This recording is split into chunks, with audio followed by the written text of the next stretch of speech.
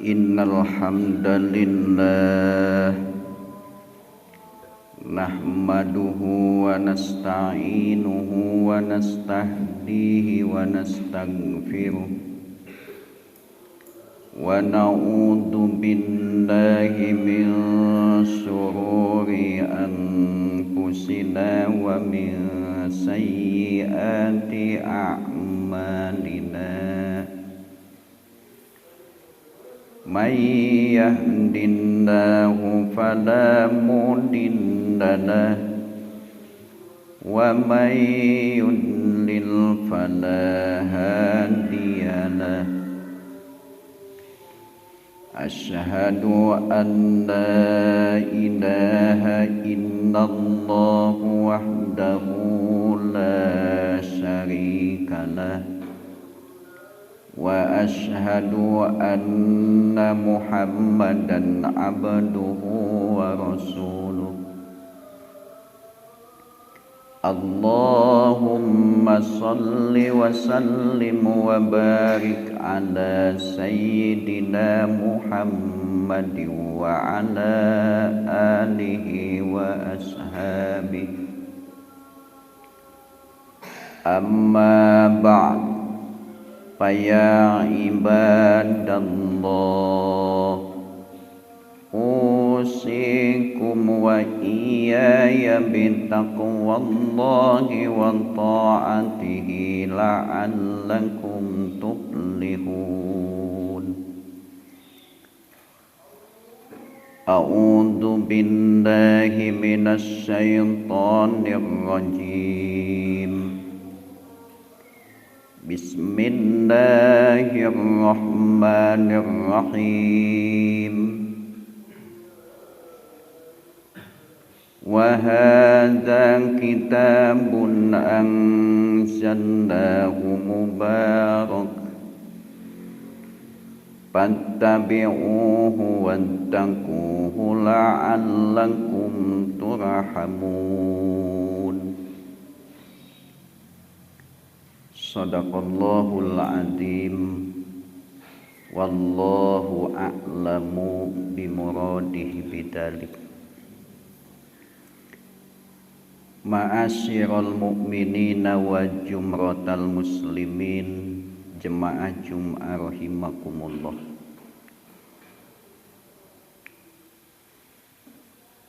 Di dalam menjalani kehidupan dunia yang sementara,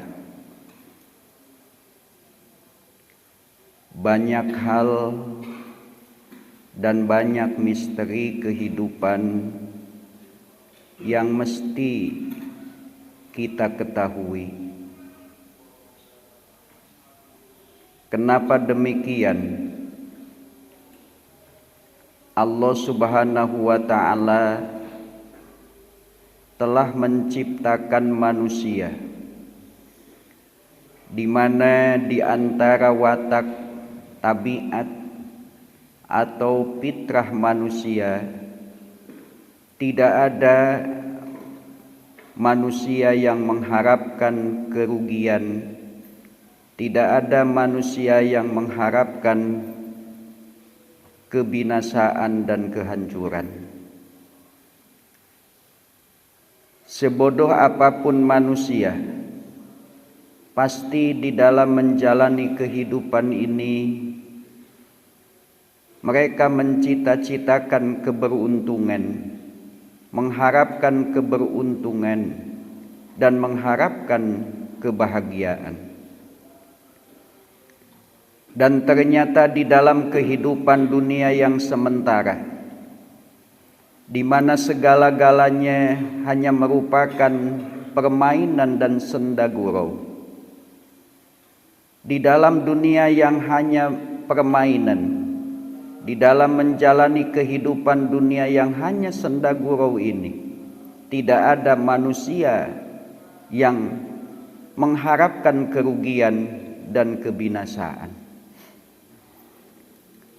Apalagi kalau manusia itu paham bahwa ternyata kehidupan dunia kalau dibandingkan dengan kehidupan akhirat, maka dunia ini hanyalah merupakan episode perjalanan hidup manusia yang sangat sebentar, yang sangat sedikit, yang hanya sepintas belaka. Oleh karena itu, Allah Subhanahu wa ta'ala telah memberikan kepada manusia segala sesuatu yang dibutuhkan di dalam kehidupan manusia di dunia ini. Baik kebutuhan fisik, materi, atau kebutuhan mental spiritual. Kebutuhan jasmani disiapkan. Bahkan kalau kita menghayati dan berpikir, kebutuhan jasmani yang Allah siapkan untuk manusia, insya Allah pasti daripada sumbernya habis, malah waktu yang Allah berikan kepada manusia yang lebih duluan habis. Kita lahir ke dunia dan dunia telah ada. Dunia telah dihuni oleh generasi-generasi makhluk sebelum kita. Dan pasti kita akan meninggalkan dunia ini, sementara dunia masih ada pelanjutnya yang hidup. Demikianlah kehidupan dunia. Maka kita meyakini betapa besarnya anugerah Allah di dalam memenuhi kebutuhan jasmani manusia. Tapi kalau kita berpikir, ternyata jasmani ini hanyalah kerangka yang dibutuhkan untuk bisa dijadikan tempat bersemayamnya ruh dan jiwa kita. Karena ruh dan jiwa kita tidak bisa kalau tidak ada tempat untuk berdiam. Padahal dalam kehidupan yang sesungguhnya bukanlah jasmani tapi ruhani kita yang telah lebih dulu. Maka oleh karena itu, di dalam menjalani kehidupan dunia yang dialami manusia, di mana manusia harus bersatu antara ruh dan jasadnya, Allah penuhi kebutuhan jasmani, tapi karena hakikat manusia adalah insaniyahnya, ruhaninya atau jiwanya, nafsunya, maka sesungguhnya Allah telah menyiapkan kebutuhan untuk jiwa manusia. Itulah petunjuk Allah. Dan bagi kita selaku umat yang mengaku beriman, kita telah mengetahui dan yakin bahwa satu-satunya petunjuk Allah buat kita yang hidup di akhir zaman, setelah dunia ini dilewati oleh generasi-generasi umat manusia sebelum kita, hanya tinggal satu petunjuk, yaitu kitab suci Al-Quran. Maka tidak ada lagi jalan buat manusia yang ingin dan mengharap kehidupan dunia yang sementaranya sekarang ini menjadi jembatan untuk mengantarkan kepada kebahagiaan yang abadi di akhirat, kecuali mengikuti petunjuk Allah berupa kitab suci Al-Quran. Allah pun menyatakan supaya kita semakin yakin, karena kita sebagai manusia, Allah berikan anugerah akal, tapi di samping akal kita ada nafsu dan ada setan. Maka kadang-kadang hasil penemuan akal itu ditolak oleh nafsu kita dan oleh setan.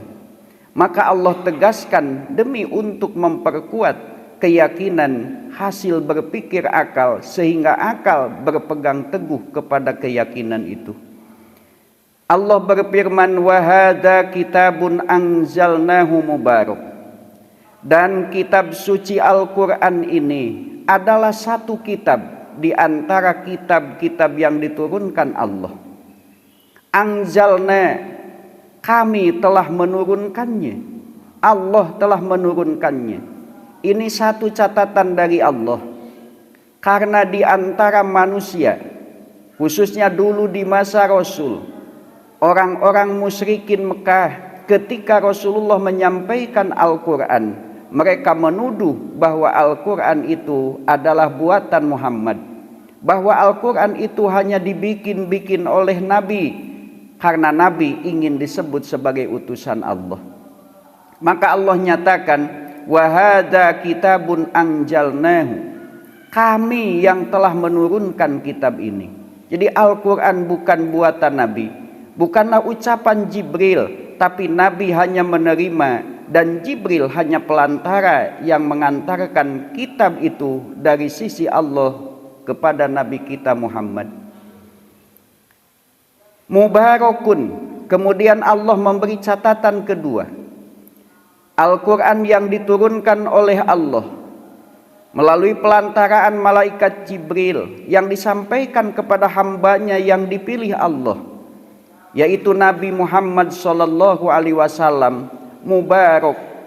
Kitab suci itu adalah kitab yang diberkahi oleh Allah Subhanahu wa Ta'ala.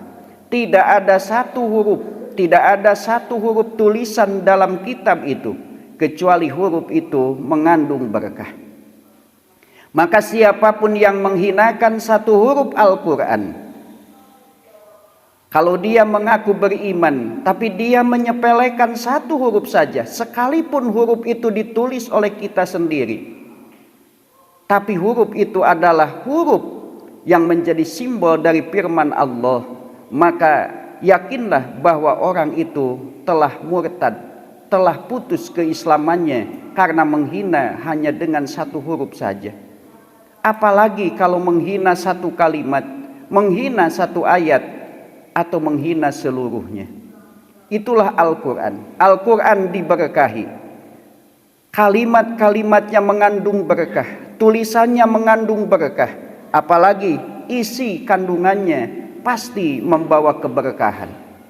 Maka siapa manusia yang mengimani Al-Quran sebagai wahyu, sebagai kitab Allah, kitab suci, kitab yang isinya petunjuk, kemudian dia membaca, satu huruf dia baca, atau satu kalimat dia baca, atau satu ayat dia baca dengan keyakinan, kecintaan, maka insya Allah dengan membacanya, selain dia mendapatkan nilai ibadah, dia pun sudah mendapatkan berkah dari Allah. Dan barang siapa yang ingin hidupnya, baik pribadinya, keluarganya, masyarakatnya, negaranya ingin menjadi pribadi, keluarga, masyarakat, dan negara yang diberkahi, maka tidak ada jalan kecuali Al-Quran. Kalau pribadinya ingin berkah, maka pribadinya, jiwanya harus dihidupkan dengan ayat-ayat Quran. Sebuah rumah tangga yang hidup di dalamnya Al-Quran, insya Allah akan berkah.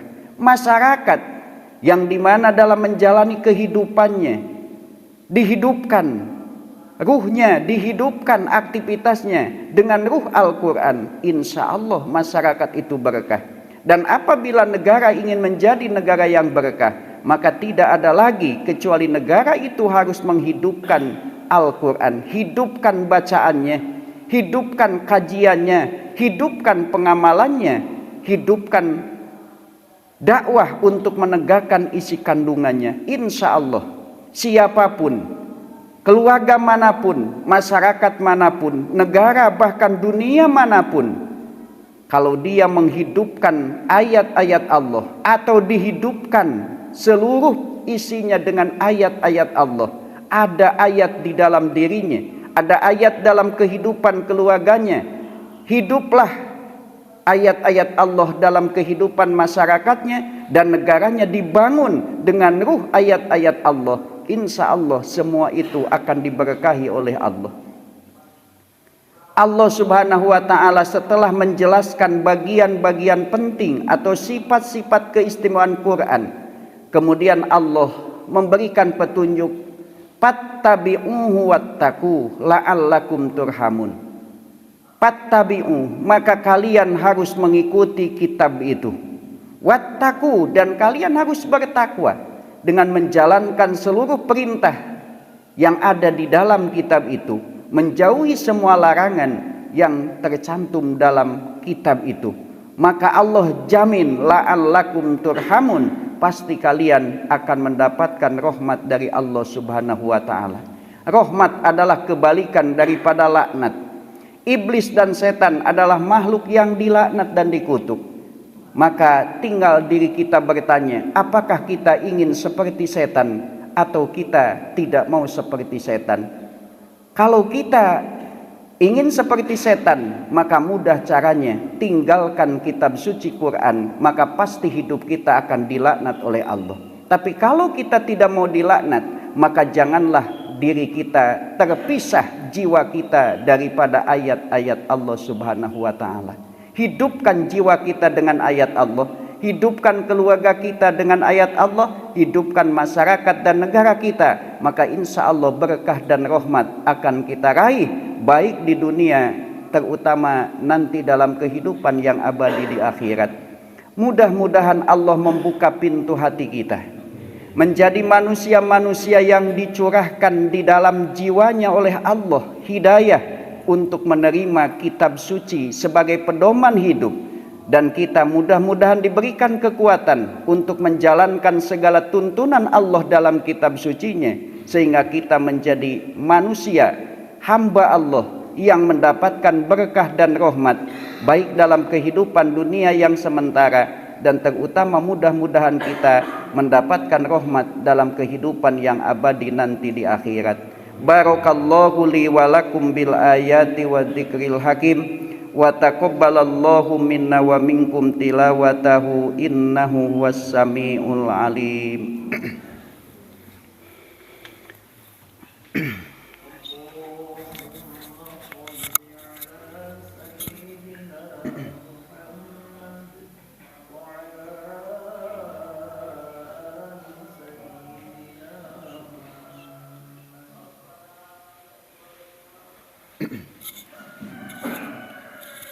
Alhamdulillahilladzi anjala sakinata fi qulubil mu'minin.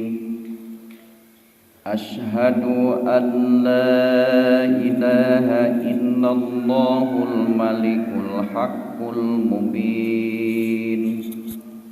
Wa asyhadu anna Muhammadan abduhu wa rasuluhu shadiqul wa'dil amin.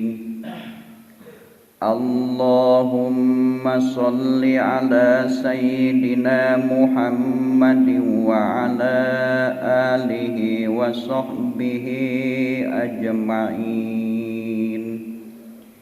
Amma ba'du, ya ibadallah, ittaqullaha haqqa taqwa, fa innal jannata uiddat lil muttaqin. Innallaha wa malaikatahu yusholluna 'alan nabi.